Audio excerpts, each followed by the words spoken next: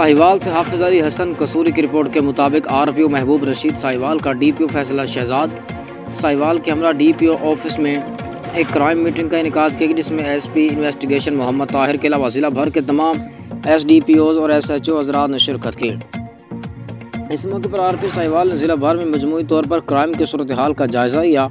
और उन्होंने दौरान गुफ्तगू हिदायत देते हुए कहा कि मुकदमात को जल्द निपटाया जाए और इश्तिहारी मुजरमान की गिरफ्तारी और रिकॉर्ड की दुरुस्तगी और तामील को हर सूरत यकीनी बनाया जाए। उन्होंने मज़ीद कहा कि इश्तिहारी मुजरमान की जल्द गिरफ्तारी करें और नाजायज़ असलहा रखने वालों और पतंग फरोशों के खिलाफ भरपूर क्रैकडाउन किया जाए। उन्होंने कहा कि अवाम की जान और माल का तहफ़्फ़ुज़ हमारी अव्वलीन तरजीह है और हमें चाहिए कि हम अवाम के साथ अपने रवैये को शाइस्ता रखें और खुश अखलाक़ी से पेश